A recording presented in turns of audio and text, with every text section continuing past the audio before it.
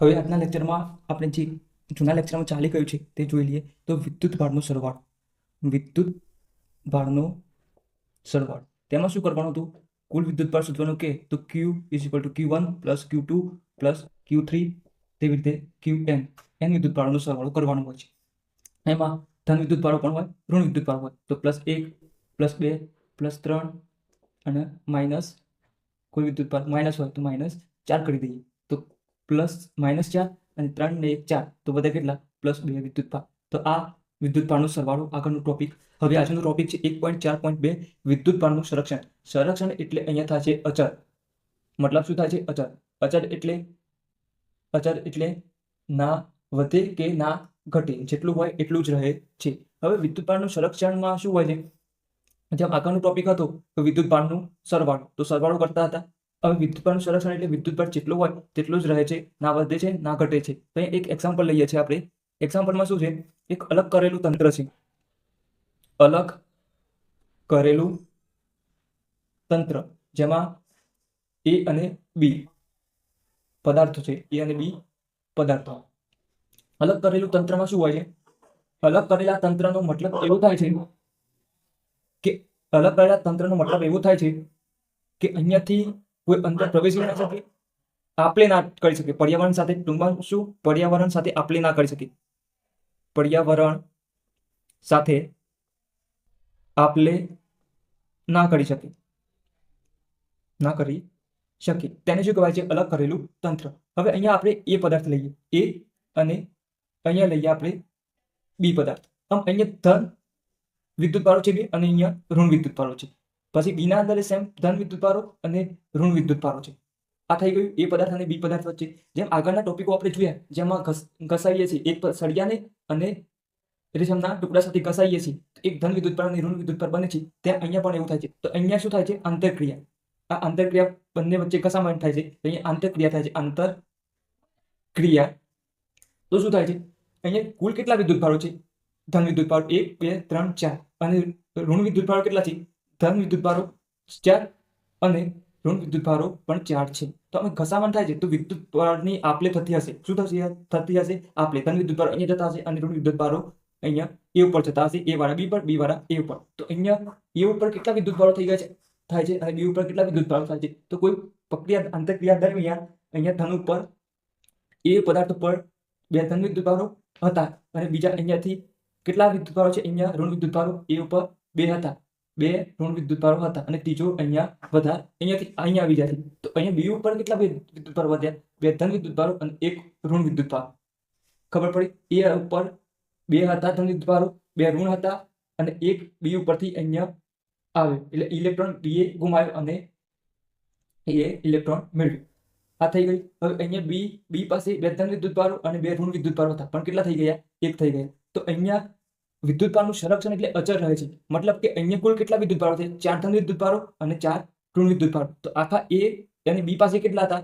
4 ધન વિદ્યુત ભારો અને 4 ઋણ વિદ્યુત ભારો. તો અહીંયા પણ જુઓ A અને B પાસે કેટલા છે ટોટલ? આ 2 અને 2 4. તો 4 ધન વિદ્યુત ભારો અને 3 અહીંયા 3 છે. ઋણ વિદ્યુત ભારો કેટલા છે? 3 અને અહીંયા 1 છે. પણ થયા કેટલા? 4 ઋણ વિદ્યુત ભારો. જો 4 ધન વિદ્યુત ભારો તો અહીંયા પણ 4 ધન વિદ્યુત ભારો, અહીંયા 4 ઋણ વિદ્યુત ભારો બંને ભેગા થાય. તો 4 ઋણ વિદ્યુત ભારો તો અહીંયા પણ બંને ભેગા થાય 4 ઋણ વિદ્યુત ભારો. તો અહીંયા શું થાય છે? વિદ્યુત ભારનું સંરક્ષણ. તો પહેલા જેટલા વિદ્યુત ભારો અહીંયા હોય આંતરક્રિયા પહેલા જેટલા ધન વિદ્યુત ભારો હોય અને ઋણ વિદ્યુત ભારો હોય તેટલા જ આંતરક્રિયા પછી પણ કેટલા હોય છે? એટલા જ વિદ્યુત ભારો રહે છે. તેને શું કહેવાય છે? વિદ્યુત ભારનું સંરક્ષણ અથવા વિદ્યુત ભારો અચળ રહે છે. અલગ કરેલું તંત્ર જે આપણે જોયું તે વિદ્યુતની દ્રષ્ટિએ અલગ કરેલું તંત્ર હતું. વિદ્યુતની દ્રષ્ટિએ એટલે વિદ્યુત ભાર આવી ના શકે અથવા બહાર જઈ ના શકે, એટલે વિદ્યુત ભાર આદાન પ્રદાનની પ્રક્રિયા કરી શકતો નથી પર્યાવરણ સાથે. પર્યાવરણમાંથી અંદર ના આવી શકે, અંદરમાંથી બહાર ના જઈ શકે. તો એને શું કહેવાય? અલગ કરેલું તંત્ર, પણ વિદ્યુત ભારની દ્રષ્ટિએ. તો વિદ્યુતની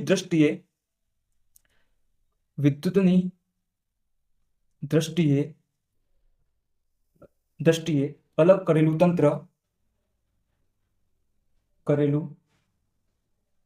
તંત્રમાં ગમે તેવી પ્રક્રિયા થાય તો પણ તેમાં રહેલા વિદ્યુત ભારોનો વિદ્યુત ભારોનો બેઝિક સરવાળો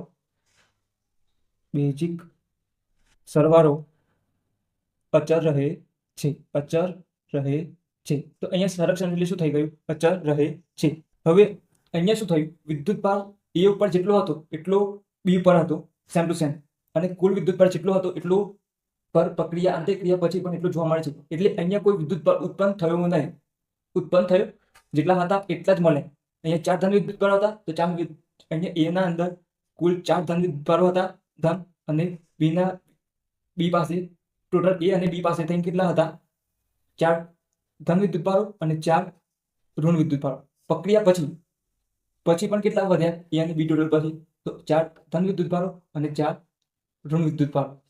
ખબર પડી? તો એ અને બી આંતરક્રિયા પછી પણ એટલા વિદ્યુત ભારો રહે છે. તો અહીંયા વિદ્યુત ભારો જે હતા 4 ને 4, અહીંયા 8, તો અહીંયા પણ 8 જ છે.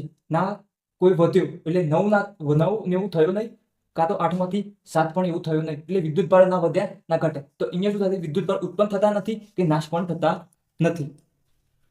તો અહીંયા આપણે એ પણ વાક્ય લખી દઈએ. વિદ્યુત ભારને ઉત્પન્ન કરી શકાતા નથી તથા તેમને નાશ પણ કરી શકાતા નથી. તે માત્ર એક પદાર્થ પરથી બીજા પદાર્થ પર જાય છે. અથવા હવે આપણે જે જોઈ ગયા હતા એ ફરીથી અહીંયા લખી દેવાનું લાઈન. વિદ્યુતની દ્રષ્ટિએ અલગ વિદ્યુત ભારને ઉત્પન્ન કરી શકાતા નથી. અને ત્રીજું જે આપણે અલગ કરેલું તંત્રમાં એ અને બી પદાર્થ વચ્ચે પ્રક્રિયા થાય. અહીંયા એ, અહીંયા બી, 4 ધન અને 4 ઋણ. એ પ્રક્રિયા પછી આંતરક્રિયા પછી તો અહીંયા પણ સેમ ટુ સેમ એ અને બી. પણ અહીંયા ધન વિદ્યુત ભારો 2 હતા, અહીંયા ઋણ વિદ્યુત ભારો 2 હતા, પણ થયા કેટલા? 3. 1 2 3. અહીંયા કેટલા હતા? 2 ધન વિદ્યુત ભારો, 1 ઇલેક્ટ્રોન, 1 ઋણ વિદ્યુત ભાર ઘટી ગયા. તો આ રીતના લાઈન લખી લેવાનું. હવે ફરીથી એક એક્ઝામ્પલ લઈ લઈએ. તો અલગ કરેલું તંત્ર જે બોક્સ બનાવેલું છે તે, એના અંદર અલગ કરેલું તંત્ર હોય તો શું થાય? આદાન પ્રદાનની પ્રક્રિયા થઈ શકતી નથી અંદર અને બહાર. તો અહીંયા એક આપણે સળિયો લીધો, કાચનો સળિયો, અને આ રેશમનું કાપડ. બંને પર કોઈ વિદ્યુત ભાર નથી. ધ્યાન રાખી લો, બંને પર કોઈ વિદ્યુત ભાર નથી. હવે બંનેને ઘસાવીએ છીએ. બંને પર કાચ અને રેશમના ટુકડાને ઘસતા, કાચનો સળિયો અને રેશમનું કાપડ, રેશમના કાપડને એકબીજા સાથે ઘસતા શું થાય છે? આપણે જે જોયેલું છે એ જ છે. તો અહીંયા ઘસીએ છીએ તો શું થાય છે? સળિયો ધન વિદ્યુત ભાર બને છે અને રેશમનું કાપડ ઋણ વિદ્યુત ભાર બને છે. તો જે ઇલેક્ટ્રોન મેળવે છે તે શું થાય છે? જે ઇલેક્ટ્રોન મેળવે તેને શું કહે છે? ધન વિદ્યુત ભારિત. અને જે ઇલેક્ટ્રોન ગુમાવે છે તેને શું કહે છે? ઋણ વિદ્યુત ભારિત બને છે.